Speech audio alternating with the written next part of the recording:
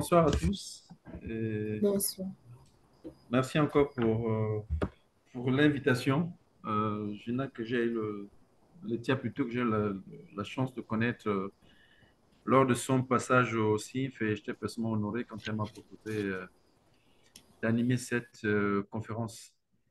Pour moi, c'est plutôt un échange parce que je pense qu'on s'enrichit des expériences des uns et des autres et je suis vraiment honoré parce que c'est une pierre qu'on apporte de plus dans ce défi immense qui est la conservation des primates et des grands singes en particulier.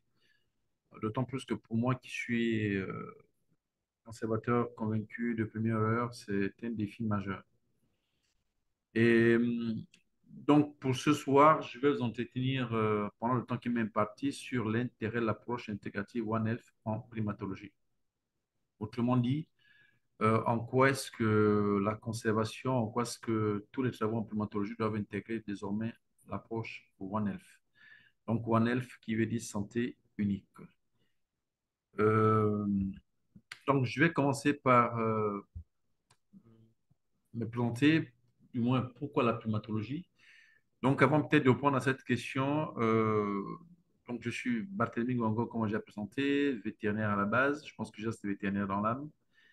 Aujourd'hui, maître de recherche CAMES, je travaille essentiellement sur l'écologie parasitaire, l'écologie des populations, notamment l'écologie parasitaire, euh, et notamment sur les questions de transmission interespèces, donc le franchissement des barrières d'espèces pour certains parasites à partir du modèle primate.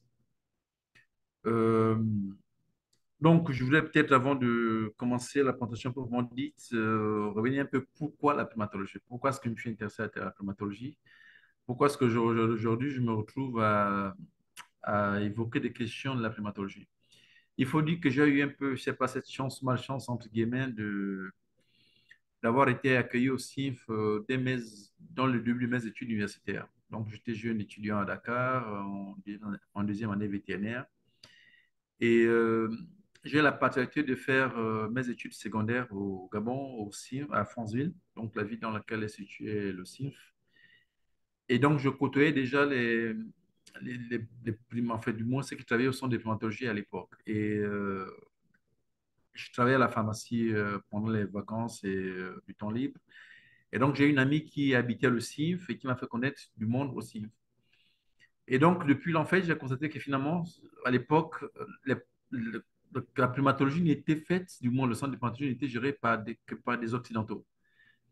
Et vraiment, tous les vétérinaires qui étaient là, qui s'intéressaient à la question de la primatologie n'étaient que des Occidentaux. Bon, à l'époque, ça ne m'a pas vraiment ému plus que ça. Et donc, en deuxième année vétérinaire, j'ai la chance d'intégrer le CIF pour les stages de deuxième année.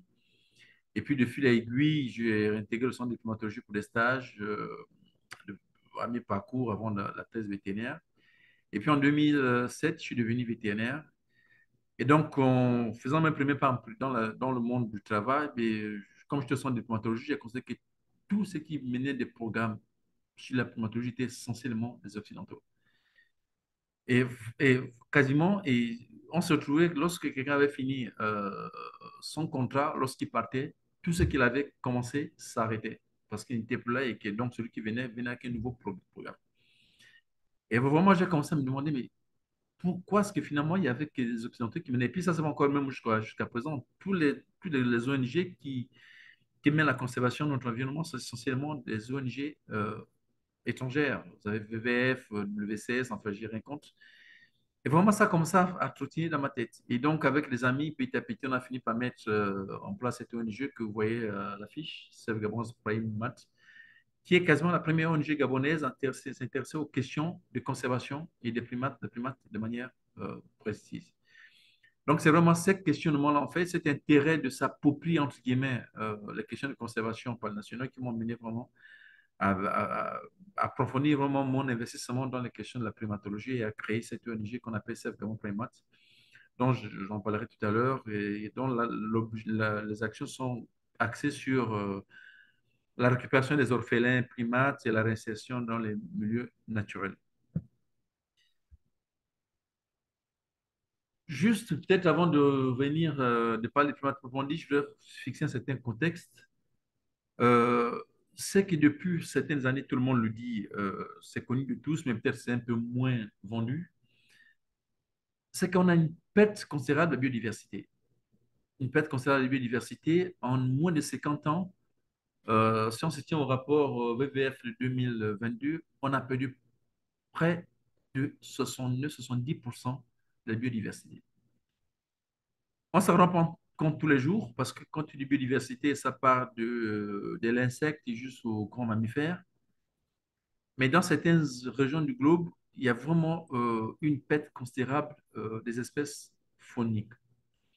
Et moi, j'aime bien ce papier de Geraldo publié dans la célèbre revue PNAS qui parle vraiment d'extinction. Donc, en fait, il évoque la sixième extinction de masse.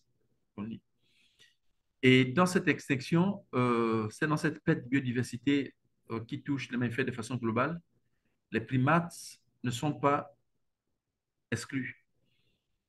Et lorsqu'on s'arrête un peu sur les primates, on regarde, lorsqu'on ramène notre scope, donc on parle d'une vue générale de la biodiversité de façon générale, lorsqu'on se focalise sur les primates, je partage cette publication de Strada qui était publiée en 2017, qui montre en fait au niveau global la perte des espèces fauniques. Donc vous avez ici un graphe où sur l'ordonnée, vous avez le pourcentage des espèces des espèces sur les différentes régions du globe. Déjà, les primates ont cette particularité à la différence de l'homme qui est quasiment présent sur tout le globe. Les primates ne sont répartis essentiellement qu'entre les deux tropiques. Et entre les deux tropiques, et quand vous regardez donc dans les deux tropiques, ils ne sont pas, la richesse n'est pas la même selon qu'on soit autour au bord des équateurs. Donc, en fait, plus que l'on soit pas de l'équateur, on a la plus forte concentration autour de l'équateur. Et plus on se loigne, plus elle diminue. Et quand vous regardez de façon globale, donc en rouge, on a les espèces en déclin et en vert, celles qui sont menacées. On a de façon globale, lorsqu'on prend les espèces globales des primates, on a 75% des effectifs de primates qui sont en déclin. Et ces espèces atteignent presque 100% à Madagascar. Donc, quasiment 100% des espèces de primates qui sont à Madagascar sont quasiment en déclin. Et les 87 menacées sont des espèces menacées. Lorsqu'on regarde l'Afrique, donc l'Afrique continentale, on a 42% d'espèces de primates qu'on a aujourd'hui qui sont menacées. Donc, ça veut dire que s'il n'y a pas un effort considérable qui est fait, il est fort probable que nos arrières, nos petits-fils, peut-être nos arrière-petits-fils, n'aient pas la chance d'apprécier cette diversité des primates qu'on a aujourd'hui. Et cela mérite qu'à un moment donné, on s'y arrête, qu'on s'y interroge. Et lorsqu'on regarde les principales menaces de ceux, en fait, les principales causes de cette menace, elles semblent représenter une pyramide dont au sommet de la pyramide, on a la déforestation. Là, il y a une image que j'ai malheureusement pas ressortie. Il y a certaines zones, par exemple, lorsque vous regardez comme à Bornéo, vous avez en 50 ans vraiment une évolution de la perte des forêts. C'est comme si c'était vraiment un stade de foot. Vous avez une zone complètement recouverte et puis en 50 ans, mais vraiment, complètement, ça devient un terrain de moins en moins dense et hop, on met quasiment vers des déserts. Et la cause, elle est simple, c'est qu'en fait, la déforestation, ben, il faut répondre à toute cette forte demande. Il faut nourrir près de 7, on est déjà 7 milliards d'humains sur Terre, il faut nourrir tout ce monde-là. Eh bien, nourrir ce monde demande plus de terres agricoles, ça demande plus d'espace pour construire des villes, pour loger tout ce monde-là.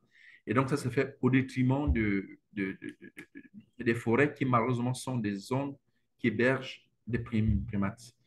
Et donc, ça, c'est vraiment au pic, au-dessus de l'échelle, au pic de la pyramide. En dessous, on a les maladies infectieuses, notamment le virus Ebola qui a disséminé près de 90% des gorilles dans le bassin du Congo, notamment pour les épidémies, par exemple, qu'on a eu au Gabon. Et les modélisateurs prévoient, en fait, pensent que dans le monde, les épidémies d'Ebola ont disséminé près de 45% des grands singes. Et lorsqu'on revient dans le bassin du Congo, on a le braconnage. Pour une simple raison, c'est que la viande de brousse représente l'essentiel, l'essentiel des protéines animales, surtout dans les zones rurales en Afrique, dans le bassin du Congo. Et donc, il faut chasser, et ces chasses menacent la survie des espèces, notamment des singes. Et donc, au bas de l'échelle, on a les guerres civiles et les conflits qui vont alimenter certains circuits économiques pour apporter des ressources pour entretenir des guerres. Parce qu'une guerre, pour l'entretenir, il faut de l'argent. Et donc, dans certaines zones, notamment à l'est du Congo, je pense qu'il y a une représentant du Congo qui est en ligne, c'est un commerce, c'est un circuit dont les fonds vont alimenter les guerres. Donc, les principales causes, ça va être, pour me répéter, ça va être donc la perte, la déforestation, la perte de l'environnement, les maladies infectieuses, les braconnages, à l'échelle, on a les guerres. Donc, dans le cas d'ici, on va plutôt se focaliser sur les maladies infectieuses. Et j'aime bien ces deux papiers que je voulais partager avec vous, qui vraiment, en fait, illustrent l'apport de l'impact des maladies infectieuses sur la perte de la biodiversité des primates de façon particulière. C'est ce papier qui a été publié dans la célèbre revue Nature par Éric Leroy sur le déclin en Afrique centrale, vraiment le rapide déclin du virus en Afrique centrale, du virus Ebola, sur son impact sur la biodiversité. Et l'autre encore, dans Oryx, sur vraiment le déclin des gorilles et les chimpanzés qui ont été lourdement affectés par ces épidémies. Donc, vous comprenez que devant une telle menace, il faut bien réagir si on ne veut pas que en espace de quand on a vu ce que ça a apporté, la perte de la biodiversité, si on ne veut pas que nos arrière-petits-fils n'aient pas cette chance d'apprécier la biodiversité des primates qu'on a aujourd'hui. Donc, pour répondre à cette menace, plusieurs programmes ont été mis sur pied dans le cas du Gabon. Euh, on l'apprécie bien. Il y a eu des parcs nationaux qui ont été créés. Il y a 10% du territoire national qui a été consacré pour créer des parcs. Et à côté de ces parcs, il y a des programmes précis qui portent essentiellement particulièrement sur la conservation des primates. Donc, notamment dans le cas du Gabon, on a plusieurs sanctuaires. On a par exemple le parc Lakeli, que je connaissais bien. C'est un programme comme le projet de protection gorille, le projet gorille du Fanavaz et des ONG comme la nôtre, Save Gabon Primates, qui vont militer au quotidien euh, dans la conservation et des primates. Donc, par exemple, nous, dans le cadre de l'ONG, notre ONG Save Gabon Primates, qui était présentée par Laetitia tout à l'heure, nous, on va recueillir des orphelins primates. Vous voyez, par exemple, l'image, là, c'est un chimpanzé qui est nourri. Juste pour une simple cause, c'est qu'au Gabon, les primates, c'est une source de protéines. Les gens vont chasser, ils vont tuer les animaux, ils vont tuer les primates. Et les bébés sont recueillis comme animaux domestiques parce qu'ils sont mignons, et les gens vont le garder chez eux. Et jusqu'à un certain âge où l'animal, la cohabitation, elle est quasi impossible. Et donc, en ce moment, soit l'animal est battu, soit il a la chance d'être récupéré par notre ONG avec une prise en charge sanitaire parce que malheureusement, on est dans une zone où il y a eu Ebola et donc tout animal qui sort de forêt est susceptible d'être infecté. Donc, il y a toute une partie sanitaire qui est faite en amont et puis après, selon l'espèce, il va être confié à un sanctuaire en vue d'un relâché. Donc, ces programmes sont mis en place permettent en effet, voilà, de sauver ces animaux. Mais sauf que il y a une contrepartie, il y a un risque que ça crée. C'est qu'au final, on se trouve avec des zones qui vont recueillir ces animaux, donc qui vont les héberger, ou on va réapprendre parce que, par exemple, pour le chimpanzé, le bébé chimpanzé, apprendre à marcher, apprendre à chercher son aliment, ce n'est pas quelque chose d'inné, ce n'est pas dans ses gènes. Il faut un apprentissage social. Mais le fait que la mère ait été tuée, donc il ne va plus avoir cet apprentissage social. Et c'est dans ces zones où il y a des accompagnateurs, il y a des mères de institutions qui vont leur apprendre, par exemple, à défaire des affrements, à chercher l'aliment, à fuir un danger. Donc, on se retrouve avec des sites où finalement, on va mettre, par exemple, côte à côte des chimpanzés, des gorilles, où on sait, par exemple, qu'en forêt, ces animaux ne vont pas cohabiter de façon naturelle. Donc, on crée des milieux artificiels où vont cohabiter différentes espèces qui, en forêt, devaient fuir. Par exemple, les chimpanzés vont attaquer les gorilles en forêt, c'est connu. Les chimpanzés vont chasser des petits antilopes en forêt, c'est connu. Mais si, dans les sanctuaires que l'on crée, du fait de la cohabitation de cette promiscuité entre l'homme et ces espèces de primates, parce que l'homme va accompagner, dans ces environnements on est en zone équatoriale, donc on a des vecteurs qui sont là, des moustiques qui sont en permanence dans ces environnements. Finalement, en fait, ces sanctuaires qui partent d'une bonne intention de conserver, donc de recueillir les animaux, en fait, au final, on construit, entre guillemets, des carrefours où vont cohabiter des hommes, des animaux, des vecteurs, et qui vont au final faire des nouvelles pressions de sélection qui auront tendance à créer une communautarisation, en fait, donc en fait, à généraliser des parasites. Et donc, si ces programmes de conservation ne sont pas suivis des programmes sanitaires, ils peuvent constituer des vrais carrefours et représenter des vrais hotspots qui peuvent engendrer des épidémies parce qu'ils vont favoriser des échanges de parasites entre la mycofaune, donc les chauves-souris qui vont par exemple venir se nourrir des débris alimentaires que mangent les animaux sur ces sites-là, des rongeurs, des moustiques qui peuvent piquer l'homme, aller piquer le singe ou vice-versa. Donc, d'où l'intérêt vraiment de mettre en programme une prise en charge sanitaire pour prévoir l'émergence des épidémies. Donc, et ce risque est d'autant plus vrai que, comme c'est connu de tous, euh, il y a une certaine relation, il y a une relation phylogénétique entre l'homme et les primates qui fait que, par exemple, vous et moi, nous partageons 98% de nos gènes en commun avec le chimpanzé. Donc, cette proximité phylogénétique va favoriser l'échange de beaucoup de pathogènes. Ça va nous rendre sensibles à beaucoup de pathogènes.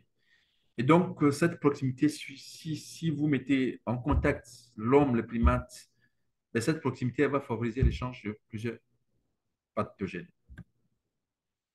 Et cette proximité, cette richesse, elle est connue, elle a été publiée. Ici, je vous partage cette figure que j'aime bien de Keita qui a été publiée en 2014, où il montre en fait toute une gamme de parasites, mais parasites au sens écologique du terme. Donc, vous avez là-dedans les virus, les bactéries, euh, les champignons, les parasites et autres qui s'échangent entre différentes espèces, les primates, et qui sont potentiellement zoonotiques, donc qui peuvent potentiellement passer à l'homme. Donc, c'est pour mener ces études, donc pour comprendre non travail. Je vous disais tout à l'heure, donc quand je me suis présenté, que moi, je m'intéresse essentiellement sur la transmission des parasites entre l'homme et les chiens et les primates de façon globale. Donc, nous avons mené un projet au niveau du centre de primatologie qu'on appelle le projet Zoonose. Donc, où on s'est intéressé dans les zones de conservation des primates, donc où il y a des humains, des rongeurs, des chauves-souris, des primates non humains. On a voulu voir dans ces zones confinées comment s'est passé les échanges. Est-ce qu'il y avait des échanges de parasites entre l'homme et les primates? Et donc, pour mener cette étude, on a pris des modèles pathogènes bien précis. On a pris le Plasmodium, donc dont le groupe auquel appartient le Plalvis, juste parce que c'est l'une des premières raisons de mortalité en Afrique. On a pris du staphylocoque, puis on a pris des paramyxovirus, donc une bactérie, un parasite et un virus. Donc, on a voulu comprendre dans ces conditions artificielles créées par l'homme, parce que le sanctuaire, c'est créé par l'homme. En milieu naturel, le gorille ne va pas dormir à côté du chimpanzé parce qu'il va chasser, c'est l'autre. C'est l'homme qui, de par ses programmes de conservation, il crée des sanctuaires, donc il fait cohabiter ces espèces qui ne cohabitent pas de façon naturelle. Donc, on a voulu voir dans ces sanctuaires, à partir du prisme, donc à partir de ces modèles pathogènes, comment s'est passée la transmission de ces parasites. Parasites au sens écologique du terme. Donc, les objectifs spécifiques étaient bien déterminés. Par exemple, au cas des plasmodiums, c'est on a voulu voir la diversité des plasmodiums puisqu'ils circulaient dans les sanctuaires et surtout le spectre d'hôtes. Est-ce que le plasmodium, les espèces de l'eau ne s'arrêtaient qu'à certaines espèces hôtes ou alors il s'est généralisé à toutes les espèces qui étaient dans un environnement précis. Ça nous permettrait d'évaluer en fait le risque zoonotique lié au plasmodium. Donc ici, j'ai sorti le résultat majeur qu'on a eu. Donc, à l'issue de l'étude, pour le cas du plasmodium, on a retrouvé chez, par exemple, le chimpanzé ou le gorille, par exemple, vous voyez tout en haut le plasmodium préfacifarium. C'est un parasite qui n'est connu que pour infecter des gorilles. Et là, on l'a retrouvé chez des chimpanzés. Le Plasmodium falciparum, qui n'est connu que pour infecter l'homme, donc qui est le parasite de l'homme, a été retrouvé chez les mandrilles et chez les chimpanzés. Ici, par exemple, le Plasmodium reichnoi, donc qui est connu pour infecter les chimpanzés, a été retrouvé chez des gorilles. Le Plasmodium adleri, qui est connu pour infecter le gorille, a été retrouvé chez les chimpanzés. Donc ici, on a eu une transmission, on a mis en évidence des transmissions interspécifiques. Donc le fait d'avoir fait cohabiter sur un même site des chimpanzés, des gorilles et des humains, on a favorisé, mais sans le vouloir, ça partit d'une bonne intention, on a favorisé en fait la transmission interespèce de ces espèces de parasites. Donc au final, on a généralisé des infections qui étaient auparavant localisées à des espèces hôtes bien précises. Alors qu'on part d'une bonne intention, c'est celle de faire, de la conservation. On récupère des animaux qu'on fait cohabiter sur un site. Mais le vrai de la médaille, c'est qu'au final, il y a un impact sur la conservation. Et pourquoi est-ce que c'est hyper important? Parce que ça veut dire que chez des humains qui travaillent sur ces sites, si lorsqu'on fait des visites médicales, vous ne cherchez que des parasites qui sont connus pour infecter l'homme, vous n'allez jamais mettre en évidence ces cas de transmission. Et c'est comme ça qu'on peut arriver à des épidémies parce qu'en fait, on facilite la réémergence des pathogènes. C'est des hôtes pour lesquels ils n'étaient pas jusque-là connus. Donc, ce travail a fait l'objet d'une publication qui est sortie dans l'International Journal of Parasitology en 2016. Et jusque-là, il y a un travail qui continue là-dessus parce qu'en fait, on a encore d'autres sites sur lesquels on poursuit l'étude. Là, maintenant, on travaille au niveau moléculaire pour comprendre chez l'hôte quelles sont les bases moléculaires. Parce que juste pour savoir, en fait, entre l'hôte, entre la cellule, les espèces, les cellules de l'hôte et les parasites, il y a un système de clés serrure. Donc, s'il y a une adaptation de parasite chez l'autre, c'est qu'en fait, il faut une modification de ce système de clés serrure. Donc là, le travail se poursuit parce qu'on cherche à comprendre en fait chez l'autre comment finalement les ligands se modifient pour permettre de faciliter cette adaptation. Mais bon, ce sont des questions plus poussées pour lesquelles on ne va pas développer. Donc, sur le deuxième modèle d'étude, c'était le Staphylococcus aureus. On a voulu comprendre la diversité des staphylocoques, surtout encore le spectre d'hôtes. Autrement dit, est-ce que les souches qu'on trouve que chez le chimpanzé ne restent localisées que là ou alors elles vont franchir la barrière de l'espèce? Et surtout, on a pris comme deuxième marqueur le SAM, donc des antibiotiques, parce que là, on a des espèces traitées et des espèces non traitées. Dans les sanctuaires, lorsqu'un singe est malade, il est traité, on va donner des antibiotiques. Donc, si on a émis des hypothèses, c'est qu'au final, on devait avoir de la résistance antibiotique sur les espèces qui recevaient de l'antibiotique. Parce qu'il est connu, un usage non maîtrisé des antibiotiques est un risque, il y a un risque d'émergence de la résistance chez les espèces traitées. Donc, on ne devait pas se retrouver de la résistance antibiotique chez les espèces qui n'en prennent pas. Par exemple, les rongeurs, les chimpanzés, quand on traite, on ne devait pas avoir la résistance. Donc, on a émis l'hypothèse qu'on devait avoir la résistance seulement chez les espèces qui consomment des antibiotiques. Donc, l'homme et les primates. D'autant plus que dans l'étude, on a prélevé l'homme, les primates, les chauves-souris et les rongeurs. Et au vu de du travail de Kral et Al en 2015, qui avait travaillé euh, dans les Antilles, qui avait prouvé en fait que dans les zones où on utilise les antibiotiques, on a une forte taux de résistance. Et au fur et à mesure, lorsqu'on s'éloigne de ces zones-là, on a une baisse de la résistance. Parce qu'en fait, une bactérie, tant qu'elle reste dans la zone où il y a la résistance antibiotique, l'antibiotique a pour rôle de tuer la bactérie. Donc, elle va acquérir de la résistance pour se protéger de l'action de l'antibiotique. Et lorsqu'elle quitte la zone où on utilise l'antibiotique, elle va perdre la résistance parce qu'elle n'a aucun intérêt à garder cette résistance qui est un bagage pour elle du point de vue euh, écologique. Donc, lorsqu'on a fait ce travail, bien, finalement, ici, vous voyez, je ne sais pas si vous voyez assez bien, ici, à gauche, donc en gris, vous avez le Staphylococcus aureus, et puis en gris clair, on a de la résistance. Donc, l'enseignement principal dans cette diapo, c'est qu'en fait, ici, à gauche de votre écran, on retrouve de la résistance autant chez les humains, mais aussi chez les espèces non traitées, donc les espèces qui ne prenaient pas des antibiotiques. Donc, chez les primates, on retrouve la résistance. Ça, c'est normal.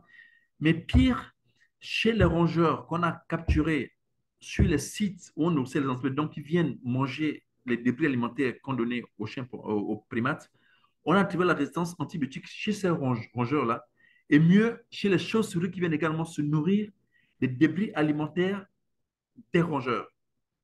Et lorsqu'on pousse un peu plus, lorsqu'on regarde maintenant, lorsqu'on s'intéresse aux souches de Staphylococcus aureus qu'on a isolées, on se rend compte qu'en fait, la, la résistance antibiotique chez les rongeurs, donc chez les espèces qui ne prenaient pas les antibiotiques, donc chez les rongeurs et les chauves-souris, elle n'a été portée que par des souches de Staphylococcus aureus qui ont été communément partagées soit avec l'homme, soit avec les chauves-souris. Donc, autrement dit, soit avec l'homme, autant pour moi, soit avec les primates. Donc, autrement dit, les isolats de chauves-souris, de Staphylococcus aureus qu'on a eu chez les rongeurs, chez les espèces qui ne prennent pas des antibiotiques, donc chez les rongeurs et les chauves-souris, si ces isolats n'ont été portés que par ces espèces-là, il n'y a pas de résistance. Mais toute la résistance était transmise soit par l'homme, soit par les primates. Donc, cela signifie en fait qu'il y a des échanges à partir des primates qui peuvent se propager dans l'environnement, et y compris l'homme. Et mieux encore, ce résultat, là où on a essayé un peu de voir comment se répartit la résistance antibiotique à partir des zones où on nourrissait les primates. Donc, vous avez le point zéro, c'est là où il y a les primates. Et là, vous avez la distance lorsqu'on s'éloigne du centre où on nourrit les primates. Et vous avez la résistance antibiotique. Donc, la résistance, elle diminue en prévalence au fur et à mesure qu'on s'éloigne, disons, de nourrissage des antibiotiques. Donc, ça dit qu'en fait, ces antibiotiques sont utilisés chez les primates, faisaient naître la résistance. Et cette résistance était portée par des isolats de Staphylococcus aureus qui étaient propagés dans l'environnement par des rongeurs qui venaient manger sur ces sites et par les chauves-souris qui venaient manger sur ces sites. Et donc, c'est qu'en fait, elle peut être propagée dans l'environnement à partir de cette microfaune qui vient se nourrir des débris alimentaires qu'on donne, qu'on nourrit les primates qui sont dans les sites de conservation. Et cela est lourd de conséquences parce que ça dit qu'un phénomène qui se passe chez le rongeur peut être propagé à l'homme et menacer la santé humaine. Donc, ça signifie que si vous voulez bien comprendre la question sanitaire dans cet environnement, si vous ne vous focalisez que sur le primate ou sur l'homme, vous n'aurez pas toute la vue globale de votre crise sanitaire. Donc, si vous voulez comprendre en fait toute la dimension de risque sanitaire, il faudrait prendre en échange, il faudrait prendre en considération les potentiels échanges qu'il peut y avoir entre l'homme, les primates que vous voulez conserver et l'interaction avec l'environnement, d'où la microfaune représentée ici par les chauves-souris et les primates, et les rongeurs, voulais-je dire. Et donc, ce travail a fait l'objet d'une publication dans Micro-organismes, qui était un journal du groupe MDPL, il n'y a pas longtemps. Donc, le troisième modèle, le paramyxovirus, malheureusement, n'avait rien mis en évidence.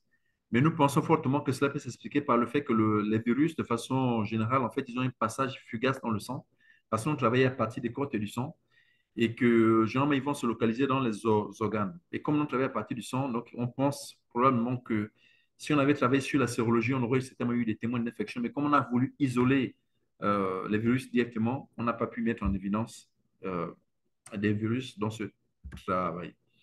Donc, sur ce projet, au final, on a montré que dans nos sanctuaires, lorsqu'on fait le bilan de ce projet, en fait, il y a des échanges. C'est bien, la conservation des primates, c'est bien, la création des sanctuaires, c'est bien, mais au final, lorsqu'on crée ces systèmes artificiels où on fait cohabiter les hommes, les primates, il y a des interactions de ces primates-là entre les humains qui font s'en occuper parce que ces bébés primates que vous mettez sur site, il faut des gens pour les accompagner, il faut des mains nourricières pour leur donner à manger, il faut des gens pour les accompagner sur le terrain pour leur apprendre à fuir un danger, tout ça et autres. Dans cet environnement forestier, il y a la microfaune, il y a des rongeurs qui viennent, il y a des chauves-souris et tout ça. Donc, finalement, il y a une interaction entre ces primates que vous mettez avec l'environnement. Et que, donc, si vous faites ces programmes et que si ce programme n'est pas accompagné d'une politique sanitaire qui se fait selon l'approche One F, ces programmes sanitaires peuvent être des vraies bombes à retardement pour l'émergence des épidémies. Parce que lorsqu'on regarde le bilan des échanges par exemple, entre les grands groupes d'hôtes, donc vous avez en bleu les infections bactériennes et en rouge le plasmodium, vous voyez qu'il y a vraiment un échange entre les différents types d'acteurs. Donc, ça montre que dans tous les programmes de conservation qu'on doit mettre en place, les sanctuaires notamment, il est important, notamment dans les conditions des bassins du Congo, où, comme vous le savez, autour de l'Équateur, on a la plus forte diversité des parasites au monde.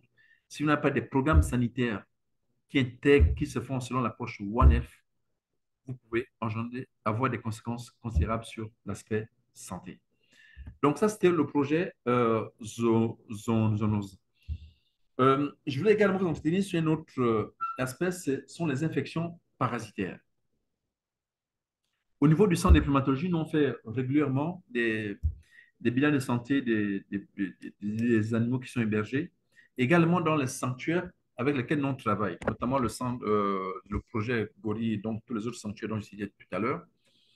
Et donc on a constaté que lors des 5 bilans de santé, on fait la coprologie, donc on va ramasser les selles de manière indirecte, on va faire la sédimentation-flottation.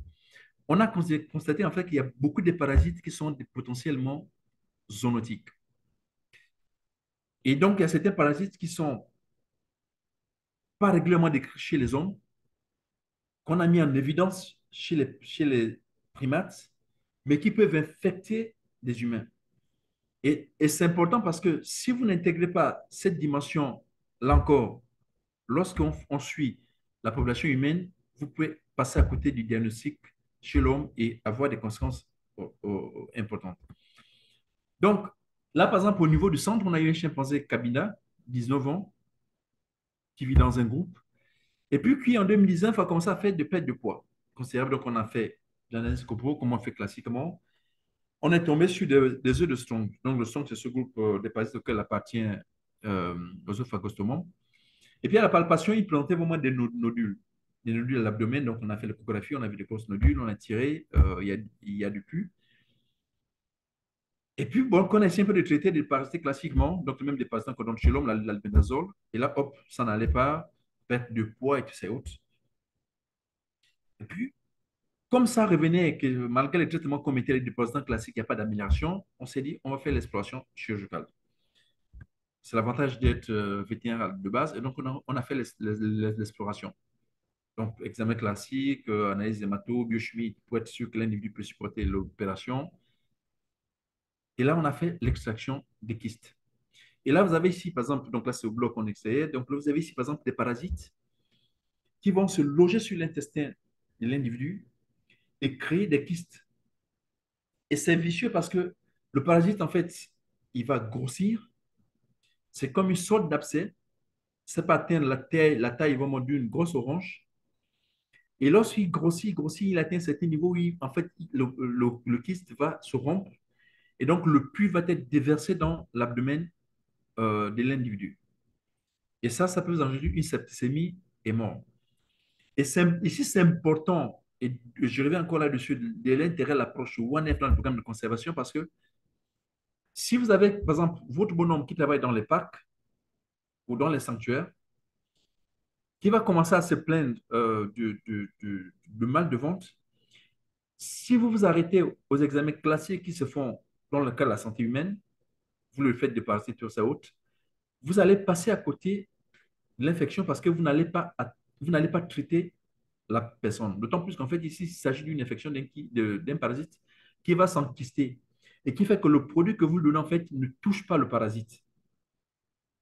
Donc là, ça demande, et c'est ce que nous on a fait avec les sanctuaires ici au Gabon, c'est qu'en fait, on a mis en place des procédures pour la prise en charge, pour le suivi sanitaire du personnel de santé qui travaille dans ces sites. Et ces procédures sont différentes des examens classiques qu'on ferait, par exemple, chez un individu lambda.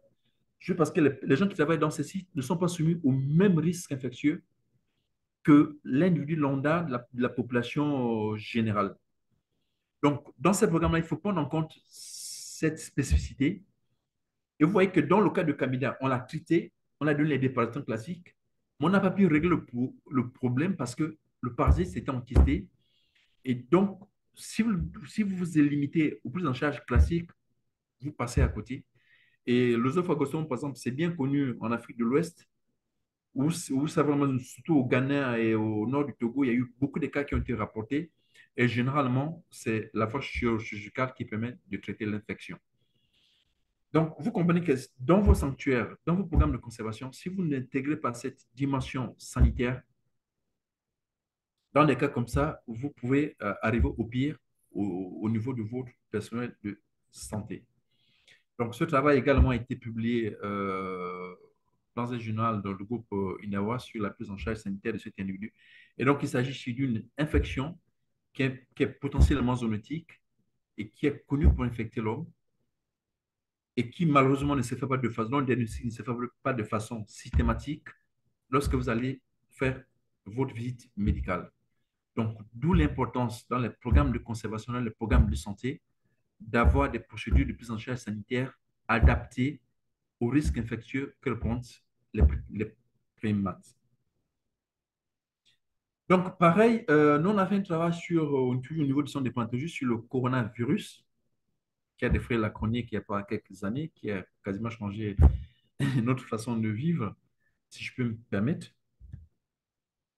Donc, juste pour revenir un peu, le coronavirus est connu pour infecter différentes hôtes, dont les primates et tout ça autres. Au Gabon aussi, on avait fait pas mal de travaux euh, en 2017-2016, on a décrit des coronavirus chez euh, des chauves-souris et tout ça autre, mais jamais chez les primates. Donc, on a voulu, pendant la période du Covid, en fait, on a voulu comprendre à la lumière de ce qui s'est passé ailleurs, parce qu'on nous avait rapporté l'infection, je pense que c'était à Chicago, des gorilles euh, par des coronavirus. Et nous, on recevait pas mal de stagiaires en ce moment-là, d'autres qui étaient déjà là, d'autres qui venaient pour leur stage de master ou des thèses, etc. Et donc, on a voulu un peu de comprendre au niveau des parcs au Gabon et des expulsions des produits, en fait, s'il y avait des transmissions possibles, est-ce que nos animaux, est-ce qu'ils pouvaient avoir des échanges de cette infection-là entre les primates qu'on était censé corriger et protéger autant pour moi et l'homme. Donc, on s'est intéressé à trois sites essentiellement, le PPG, le CDP et le parc Leket, donc deux sanctuaires et le centre de dermatologie au Gabon. Donc, on profitait des contrôles sanitaires, c'était assez simple, hein. Il y avait une couillon nasale qui était passée, on prélevait, il y avait du sang qui était pris pour d'autres analyses et puis on en a profité pour regarder euh, la COVID. Et là, grande était notre surprise, en fait, à l'issue de ce contrôle, on a trouvé deux Cercopithèques solatus. Donc, ce sont le groupe de, de petits primates qui appartiennent au groupe des Cercopithidés. Donc, on a eu deux Cercopithèques qui étaient infectés et un chimpanzé positif qu'on appelait EBA.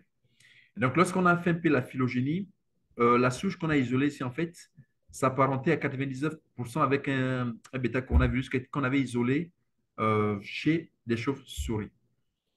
Et pour celui qui a été trouvé, là, c'est celui qu'on a trouvé chez les chimpanzés. Mais les deux souches qu'on a trouvées chez les Cercopithèques solatus, ça s'apparentait en fait à ce qu'on avait identifié chez les hommes. Donc, ça vient encore illustrer les échanges qu'il y avait entre le potentiel infectieux qu'il y a entre l'homme et les chimpanzés et les primates de façon globale. Ce travail a été publié dans un petit journal sous forme de lettres à l'éditeur en 2022, je crois. Donc, de façon globale, vraiment, à part de nos travaux, on a voulu montrer en fait que la conservation, c'est bien. On est tous pris par ce défi de conservation. Il est clair, comme je l'ai montré tout à l'heure, les espèces des primates, de façon globale, la faune, elle est en train de disparaître. On a perdu près de 50 ans, près de 50% de la biodiversité faunique et que dans cette menace, les primates ne sont pas mis en reste, ils sont en danger. On a vu dans une diapo que près de 75% des espèces de primates étaient menacées d'extinction et que donc, si rien n'est fait comme effort, il est peu probable que 2, 3 générations après nous, que nos petits-fils n'aient pas cette chance d'apprécier la forte diversité des primates qu'on a aujourd'hui. Mais tous les programmes de conservation qu'on a mis en place doivent être accompagnés d'un programme sanitaire parce que la proximité phylogénétique qu'il y a entre les primates et nous favorise malheureusement l'échange de parasites et que nombreux de ces parasites peuvent aboutir à des épidémies, voire des pandémies. Et l'exemple, la COVID, le récent exemple, la COVID, hein, qui est encore assez fraîche dans nos mémoires, le nous rappelle. Donc, il est important que tous ces programmes de conservation qu'on a mis en place, en passant par les sanctuaires, les parcs, il est important que ces programmes soient accompagnés d'un volet sanitaire qui se fasse selon l'approche One Health, parce qu'il n'existe pas de santé humaine qui soit séparée de la santé des primates non humains et de santé de l'environnement.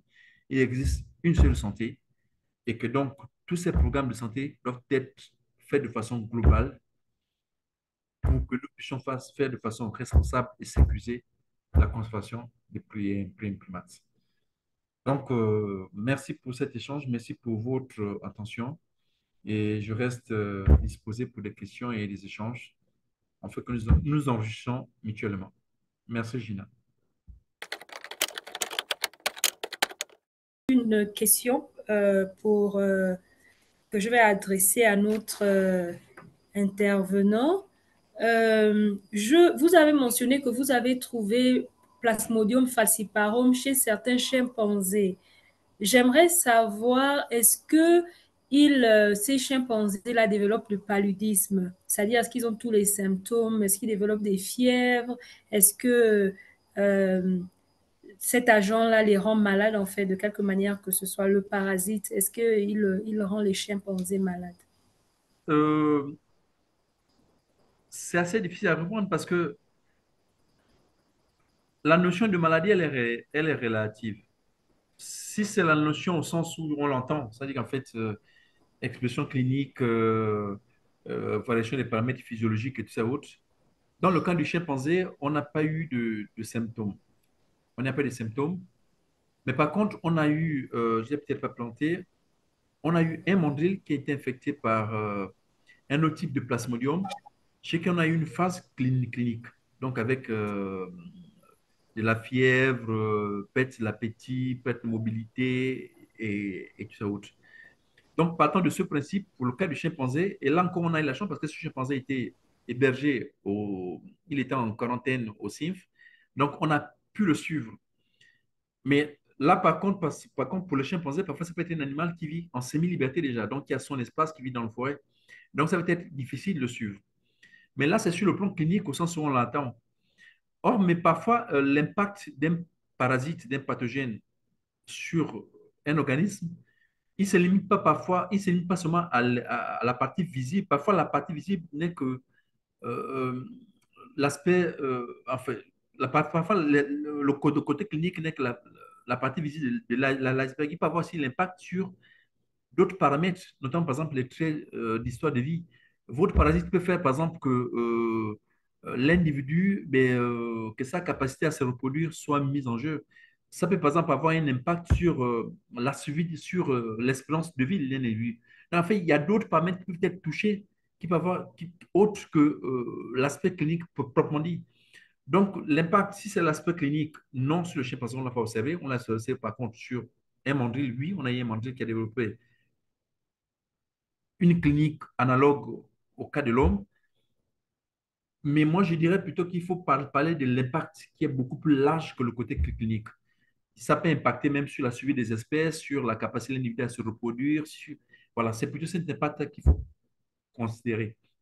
Après, peut-être pour faire la parenthèse, pour revenir sur le côté, sur ce qu'on craint le plus, si on revient à la santé humaine, euh, c'est que là, on a mis en évidence l'infection, la transmission du sens humain vers l'animal. Mais ce qu'on craint le plus, ce qu'il faut craindre dans cet échange de pathogènes qu'il peut avoir, euh, c'est une potentielle infection de l'homme par des pathogènes animaux. Parce que la simple espèce qui infecte l'homme aujourd'hui, donc on a le plasmodium Rechnui, en fait, qui peut arriver chez l'homme. Là, pour le cas du bassin du Congo, chez nous ici, c'est le plasmodium falciparum qui fait les dégâts. On n'arrive pas encore à le soigner correctement. Pour l'instant, on a des vaccins qui sont à l'essai et tout ça, mais il n'y a encore rien sur le marché. Alors, si pour le simple falciparum qu'on connaît depuis des années, on n'arrive pas à traiter, madame, imaginez-vous une infection par d'autres types de plasmodium dont on ne connaît pas comment ça va se passer ça, chez l'homme. Donc, ça peut même complexifier encore cet aspect clinique. Donc, comme la meilleure médecine, c'est la prévention, l'idéal serait en fait de prévenir les transmissions de l'homme vers l'animal. Vraiment, d'où l'intérêt de l'animal vers l'homme, autant pour moi, d'où l'intérêt vraiment de l'approche intégrative One Health dans ce programme. Il ne faut pas attendre qu'on ait des cas pour prendre en charge. Il faudrait plutôt agir en amont pour prévenir les infections. Merci, prof. Merci pour cette réponse. J'ai un commentaire dans le chat box qui vient de Madame Zoé Ambouré. Elle dit bravo et merci, professeur. Très édifiant. On a quelqu'un en ligne qui pourrait apporter un commentaire, une contribution importante, vous l'avez, c'est Dominique Pontier, parce que c'est elle qui m'encadrait sur une bonne partie de ce travail. Je sais qu'elle pourra apporter une contribution. Je suis honoré de la voir en ligne, d'ailleurs. OK. Merci de nous joindre, Madame Pontier, au docteur, au professeur. Je ne Professeur suis pas sûre. Professeur, Professeur Pontier. Ah oui, ben, en fait, Barthélemy a vraiment résumé avec brio bah, tous les travaux qui ont été conduits. Et ce que je voudrais dire, c'est tout l'intérêt de mettre en œuvre des suivis à long terme. C'est-à-dire que s'il n'y avait pas eu cette, comment dire, cette volonté de mettre en place ces suivis, eh bien, en fait, tous ces résultats n'auraient pas été aussi éclairants pour la conservation des primates et cette approche One Health. Parce que toutes les briques, elles se mettent les unes après les autres. Et donc, c'est là où on comprend que pour vraiment avancer dans cette compréhension de la perte de biodiversité, que les fonds doivent toujours être placés dans des études voilà, de cette nature, hein. Voilà. Je voudrais vraiment dire un grand bravo à Barthélemy parce qu'il a vraiment su magnifier tout ce travail de longue haleine. Voilà, donc c'est peut-être ça que je voudrais merci. apporter comme témoignage. Merci. OK. Merci, prof. Prof Nkubagoy, vous avez précisé, ça c'est juste vraiment une curiosité, rien de très scientifique. Vous avez précisé qu'à partir d'un certain âge, la cohabitation avec les singes, par exemple, qui sont pris comme animal domestique par certaines personnes, la cohabitation devient difficile. J'aimerais savoir c'est quel âge à peu près et puis pourquoi est-ce que la cohabitation devient difficile à partir de cet âge-là. Ok, merci Gina. Peut-être parce que je vois, si tu le permets, je vois dans le chat une question de Martha qui dit quelle stratégie avez-vous mise en place pour apprendre ces choses aux enfants dès le bas âge? Donc peut-être je vais répondre aux deux questions. Donc peut-être si on commence par celle de Martha. En fait, on a mis en place, et avec Dominique d'ailleurs qui vient d'intervenir, sur pied une association qu'on appelle Save Gabon's Prime Math. Et en ce moment, on est en train de préparer d'ailleurs un documentaire qui va être diffusé euh, dans pas mal de chaînes, dans National Geographic, etc. autres, où on fait de la sensibilisation dans les écoles, beaucoup d'écoles du Gabon, sur l'approche One Health et la conservation.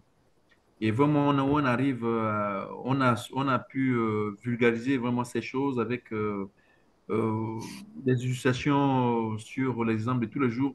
Parce qu'en fait, ce sont les choses qui vivent. Parce que on est dans un environnement, malheureusement ou heureusement, euh, le primate fait partie des espèces qui constituent la source des protéines. Je le dis comme souvent, nous, les gens, ils vont chasser, et dans les zones rurales, c'est vraiment la principale source des protéines. Donc, quand vous leur parlez, les gens, ils se reconnaissent parce que ben, parfois, la veille, ils ont mangé du singe, et tout le reste, c'est normal. Donc, voilà. Et donc, on arrive à partir du quotidien des gens, en fait, à illustrer le risque qu'ils encourent tous les jours. Parce que malheureusement, quelque chose n'existe que lorsque c'est démontré. Si on ne vous montre pas que peut-être que l'infection que vous avez, c'est venue d'un animal, vous n'allez pas le considérer parce que ça n'a pas été démontré. Donc, ça va timidement, mais lentement. Il y a une petite prise de conscience parce qu'il y a ce travail de vulgarisation qui est fait, il y a des campagnes qui sont faites. Et mon souhait, c'est que vraiment que ça prenne et que peut-être que la génération après nous soit plus consciente que nous le sommes aujourd'hui.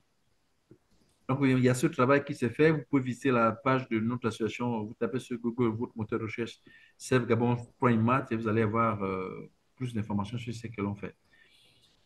Donc, pour revenir à la question de Laetitia tout à l'heure sur savoir, en fait, il n'y a pas de quel âge, pourquoi est-ce que la cohabitation est assez difficile. En fait, c'est assez compliqué parce que quand les gens ils vont chasser, euh, les grands singes, par exemple, une femelle chimpanzé, une femelle gorille, on la tue, la viande elle est répartie en quartiers, elle est vendue sur le marché, les gens achètent, c'est une source de protéines.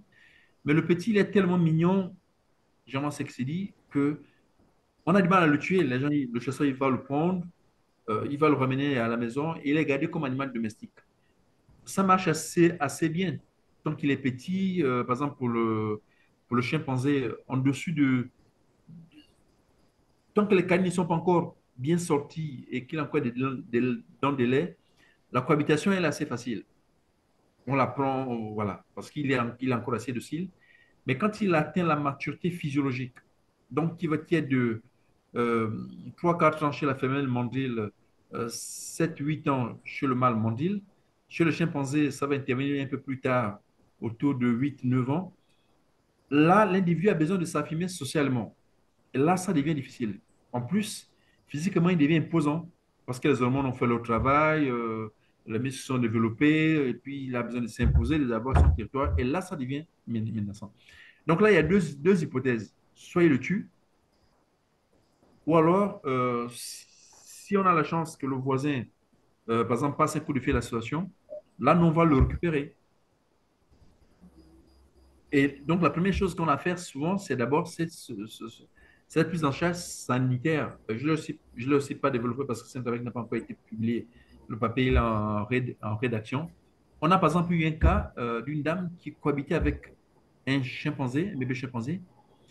On a saisi parce que la lettre a été donnée.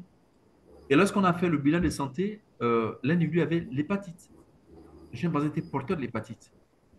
Et donc, on a contacté la dame pour qu'elle aille se faire diagnostiquer parce qu'on n'était pas dans la même ville.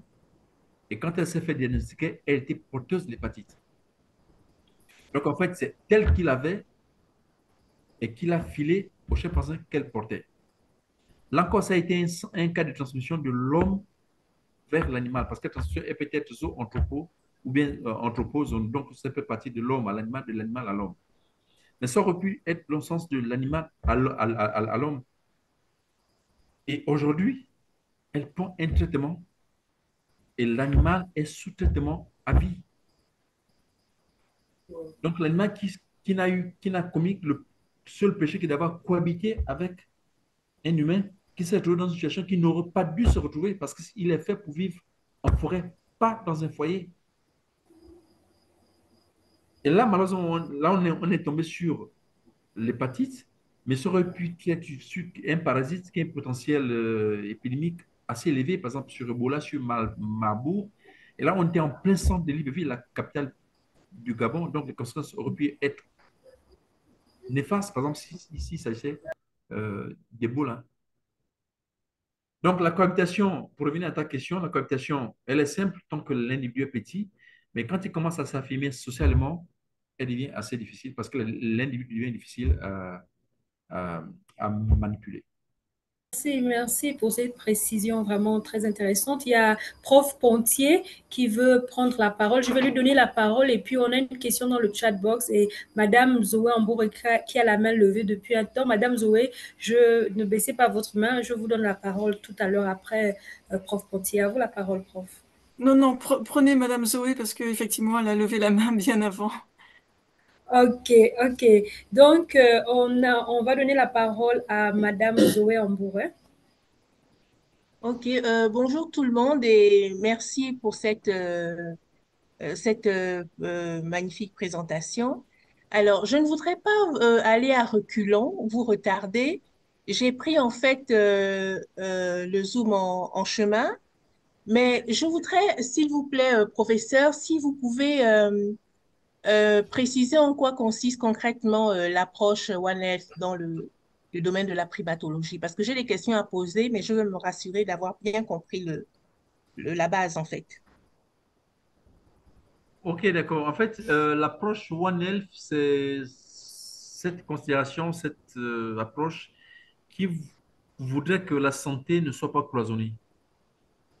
Que la santé, c'est pas, il n'y a pas une santé humaine qui soit distincte de la santé animale, la santé de l'environnement.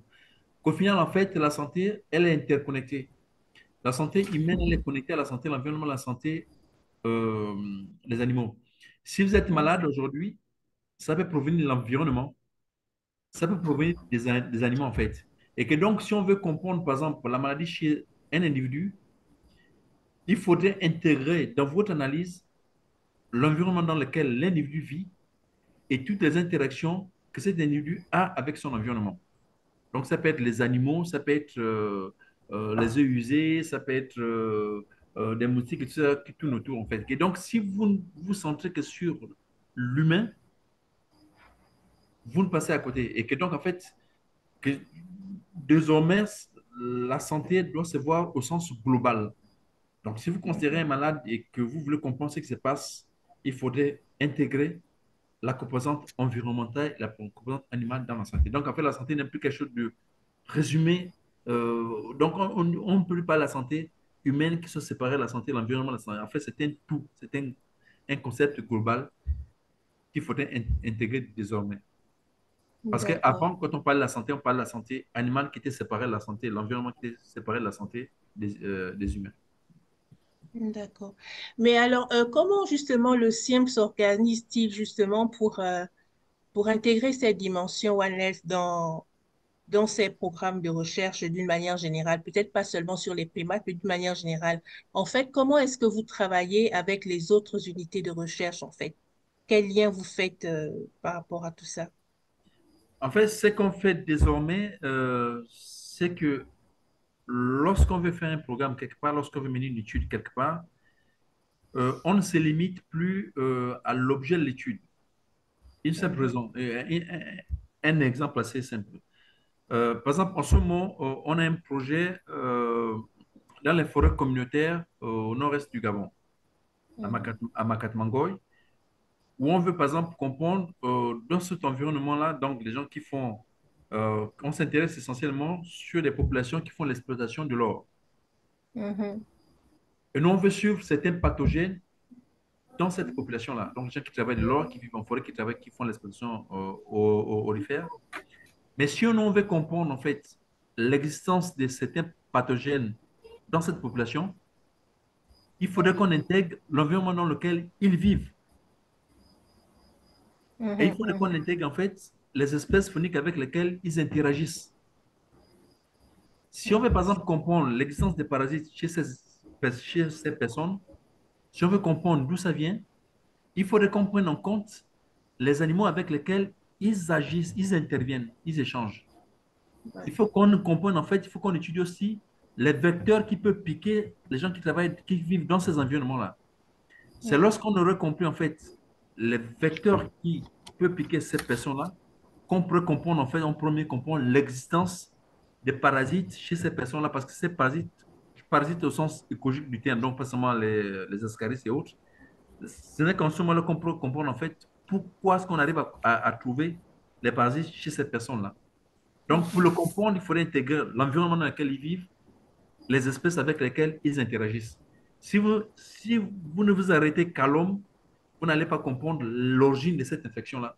Et vous n'allez pas comprendre comment est-ce qu'ils s'infectent de ces maladies-là. mhm. Hmm. D'accord. Merci. Je ne voudrais pas monopoliser la parole, c'est ma toute dernière question. Professeur, quelles sont selon vous, euh, on va dire, les perspectives d'avenir hein, en matière d'études des primates au Gabon? adoptant cette approche transversale et globale, en fait, qu'est le One Health. Mais comme on le dit classiquement, généralement, les grandes endémies chez l'homme commencent par les animaux. C'est ça, touche d'abord les animaux, puis après, ça vient chez l'homme. Moi, je pense que les primates, pour moi, c'est un marqueur de la santé de façon globale. Mhm. Mhm. Les primates ont l'avantage de vivre dans des écosystèmes naturels, à la différence de l'homme. L'homme, on est un peu dans les milieux artificiels et tout ça, dans nos maisons avec les clim et tout ça. Les primates sont un peu des sortes de filtres parce qu'ils vivent dans un environnement naturel. Ils vivent dans ces écosystèmes qui restent encore à l'état naturel. Donc, pour moi, en fait, ce sont des sortes de marqueurs, en fait, qui peuvent nous montrer ce qui circule en forêt et qui peuvent être des précurseurs sur des émergences de maladies. Donc, pour moi, je Mhm. pense que on a plutôt tout intérêt à développer des outils euh, de diagnostic de façon indirecte Mhm. pour permettre d'être, en fait, pour permettre de mener des études, avoir des données pour anticiper des potentielles pandémies chez l'homme. Moi, je pense que Mhm. le climat, c'est un allié pour l'homme du point de vue sanitaire, pas seulement la santé humaine, mais aussi la santé de la planète. Parce qu'au final, en vivant dans les écosystèmes naturels, en fait, il devient comme une sorte de filtre. Et puis ce marqueur, en fait, qui nous montre au final ce qui se passe dans nos forêts et dans les écosystèmes. Mais moi, je ne vois plus le primate comme cet outil-là, comme ça a été dans les années passées, qui a servi à des études. Ça a aidé la biodiversité, ça a aidé l'homme. Et je pense que non, aujourd'hui, il faut penser à un autre niveau d'interaction avec les primates. Donc, je le vois comme cet allié de l'homme, cet acteur de la santé unique. Ok, merci, professeur. Merci, Prof Goubagoy. Prof Pontier, je vais vous donner la parole maintenant, mais j'aimerais poser la question qui est dans le chat box parce que je sais que euh, cette, la personne aimerait aussi pouvoir profiter de votre expertise. Vous pourrez peut-être apporter un peu plus d'éclaircissement ou ajouter au-dessus de ce que Prof Goubagoy va donner comme réponse. Mais je sais que ce serait vraiment très intéressant pour l'audience aussi d'avoir votre, votre avis et vos commentaires. Donc, la question vient de professeur Otomo, donc de Patrick Sotomo. Il faut juste que je la retrouve vite. Il dit les, les os, Les os. les os peuvent-ils, oui, les os peuvent-ils poser le genre de risque que vous avez énuméré pour les visiteurs? Je pense que oui et non, ça dépend là où le zoo est situé. Parce que comme vous avez dû constater, les maladies que j'ai plantées, certaines sont des maladies vectorielles, donc en fait transmises par des vecteurs. Si par exemple vous prenez le cas du paludisme, les zoos en Europe, certainement pas parce qu'il n'y a pas de vecteurs. Quoique, par exemple dans le sud de la France, la zone méditerranéenne, on commence à avoir des vecteurs qui montent. Peut-être jusque même au centre de la France. Donc ça dépend là où on se trouve pour des maladies transmises par des vecteurs. Mais quoi qu'il en soit, dès l'instant où il y a une proximité, parce que la proximité, les contacts répétés sont connus pour favoriser la transmission des maladies. Donc, dès l'instant où il y a ces contacts répétés entre l'homme et les primates, ces contacts étroits et cette proximité phylogénétique entre l'homme et l'animal, je peux considérer qu'à l'exception des maladies transmission vectorielle, oui, en effet, les eaux peuvent présenter le même risque pour la transmission de ces maladies. Après, c'est vrai que dans les eaux, peut-être qu'il y a il y a des précautions qui sont peut-être beaucoup plus poussées qu'on trouverait dans les sanctuaires, avec le port des masques exigés et tout ça autre. Mais de façon générale, je considère que dès l'instant où il y a des contacts répétés, dès l'instant où il y a des relations étroites entre les primates et l'homme et cette relation phylogénétique, moi je considère que oui, le risque n'est pas zéro dans les eaux. Ok. Merci, merci. Prof Pontier, vous avez la parole. Oui, je voulais juste ajouter que ce travail aussi, il met l'accent sur ce qu'on appelle les zoonoses inversées, c'est-à-dire que les interactions étroites entre les primates et les êtres humains, on voit toujours dans un sens, en fait, toutes les études, la majorité, 99% des études se concentrent sur les agents infectieux qui vont passer de l'animal vers l'homme. Et là, on a vraiment une étude qui met en évidence que ces zoonoses inversées, c'est-à-dire depuis les primates, enfin depuis les êtres humains vers les primates, sont également un enjeu euh, vraiment, comment dire, à considérer pour la conservation des primates. Et donc, ce que Barthélemy, là, il a relaté au sujet du virus de l'hépatite, ouais, de l'hépatite, c'était laquelle, la B. Eh bien, c'est un exemple, voilà, qui nous aide à réfléchir dans ce sens-là. Et je pense qu'il faut vraiment qu'il y ait une prise de conscience aussi de ces zoonoses inversées qui sont vraiment peu étudiées. Je ne sais pas si Barthélemy, tu peux en dire un peu plus. Non, non, c'est peu documenté, je suis d'accord avec ce que dit Dominique, mais pour la simple raison, c'est que l'homme met en priorité la santé humaine et que toutes les études qu'il va initier, c'est plutôt pour protéger la santé humaine. Donc, or, ce qu'il n'a pas compris, c'est qu'il n'y a pas de santé humaine sans la santé animale et sans la santé de l'environnement. Parce qu'au final, c'est un tout et tout est lié. Tout est lié. Et donc, si on veut mieux protéger la santé humaine, il faut protéger la santé environnementale et la santé animale. Il y a une question de Madame Nathalie. Euh, Elle demande le One Health concept pourrait-il prévenir une nouvelle pandémie?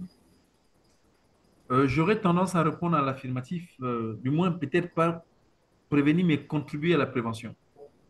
Contribuer à la prévention de nouvelles pandémies parce que, euh, surtout avec les nouvelles méthodes aujourd'hui, la surveillance génomique, on arrive à anticiper, on arrive à savoir ce qui circule sans pourtant que cela ne soit visible.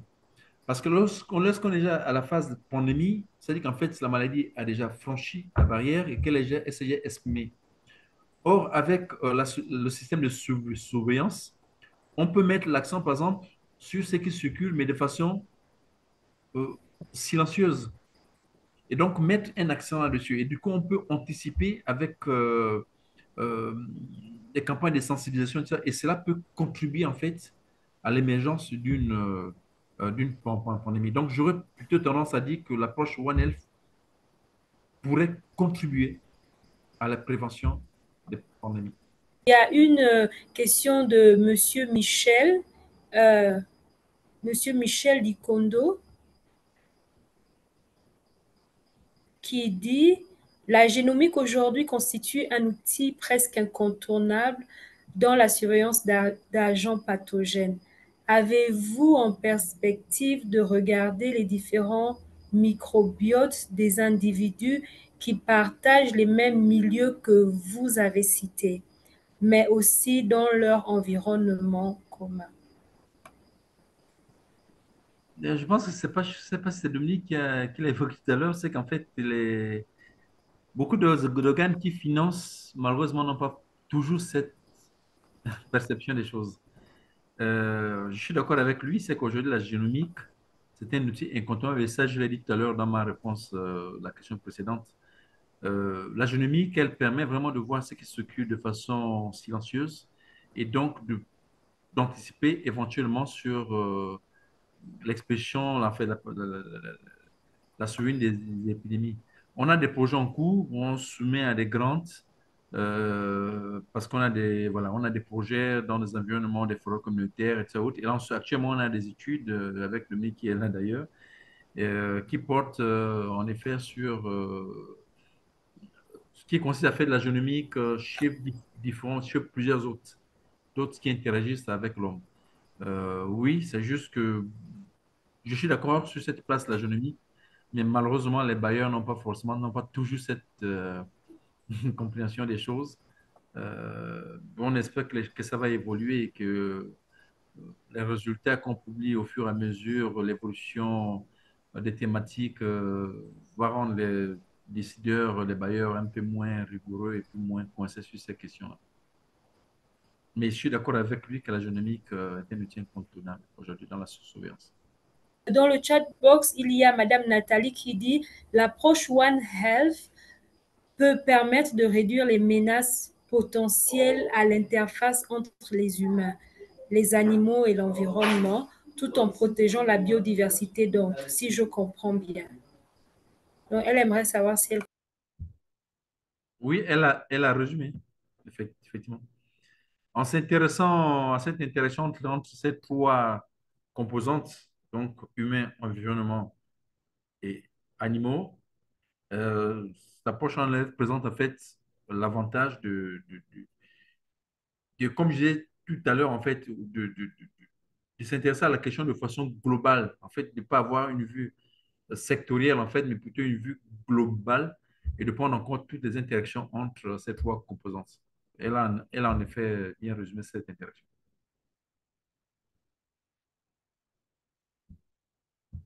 Après, peut-être qu'il y a une dernière question.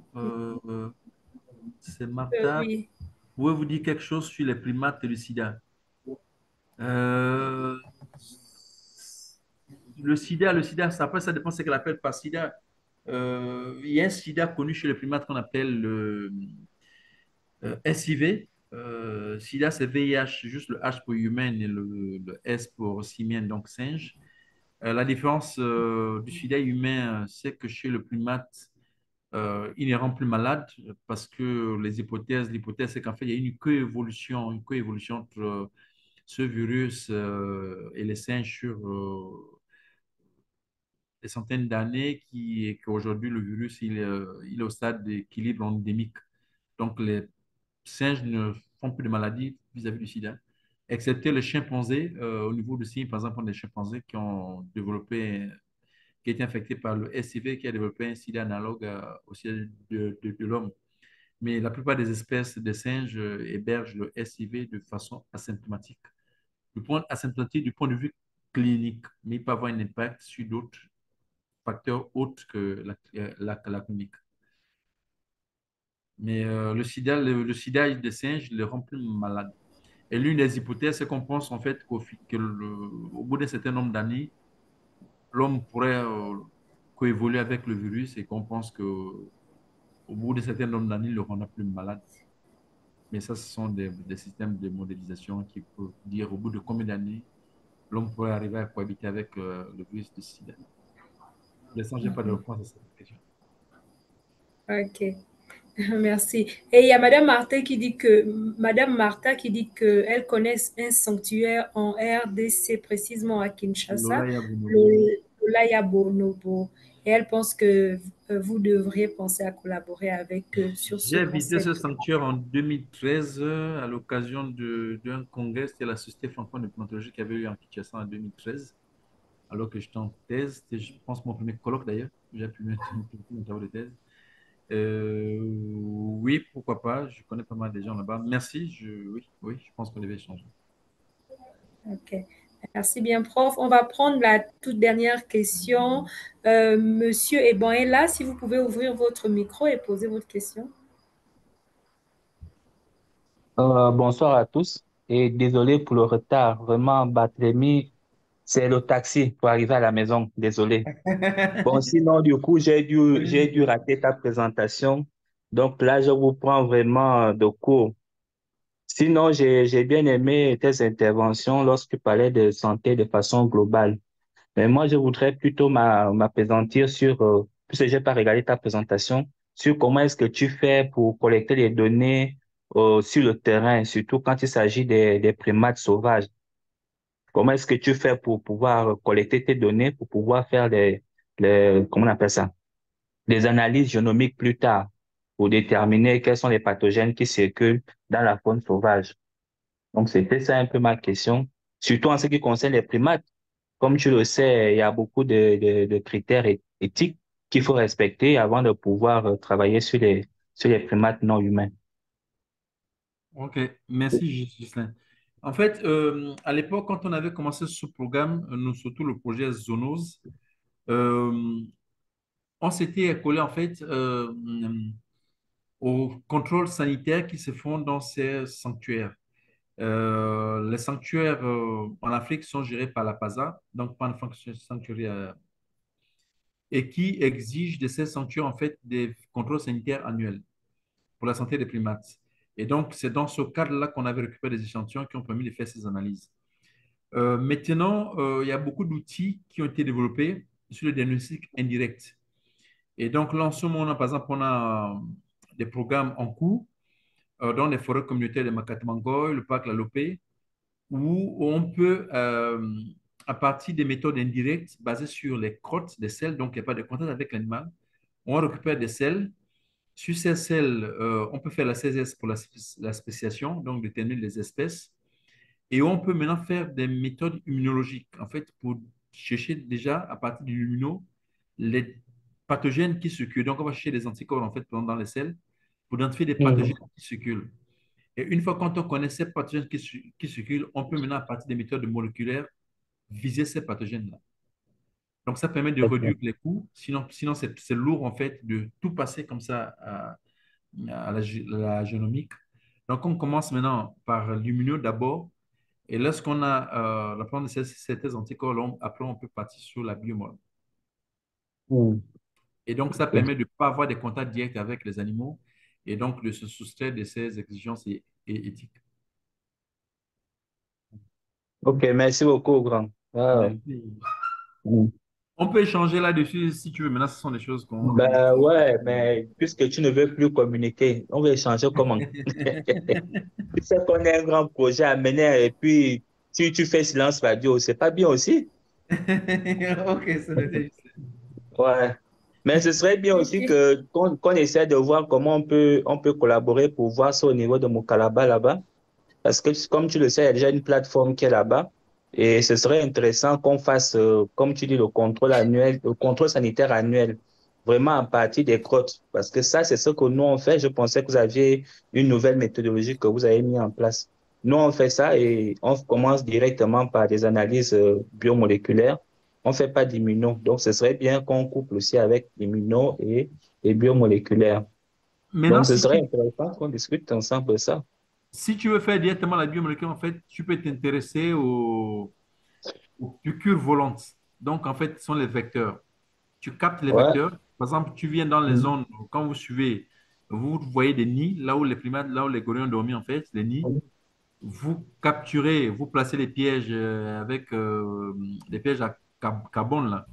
Vous capturez Mhm. les moustiques. À partir de ces moustiques-là, vous faites l'extraction des acides nucléiques là, pour voir ce qui tourne. Et je pense que Boris, qui est chez vous là-bas, il est assez outillé pour ça également. Oui, oui, oui, effectivement. Donc, ça permet d'avoir, en fait, de faire un point sur ce qui circule sans toucher à l'animal. Les crottes, Exact. et à partir des Mm. vecteurs. Et les vecteurs, oui, oui. Ok. Donc, on est arrivé à la fin de notre événement. Merci à tous d'avoir été présents. Pour terminer, j'ai envie de lire un commentaire de Monsieur César Rakatobe parce que je pense qu'il traduit vraiment ses sentiments partagés. Donc, euh, il dit: Merci beaucoup, professeur, pour votre présentation enrichissante et très instructive. Vraiment, je veux encore le répéter. Vraiment, merci beaucoup, professeur, d'avoir accepté de présenter. Nous avons tous beaucoup appris et bonne soirée à tous et merci à tous d'avoir été présents. Merci, prof.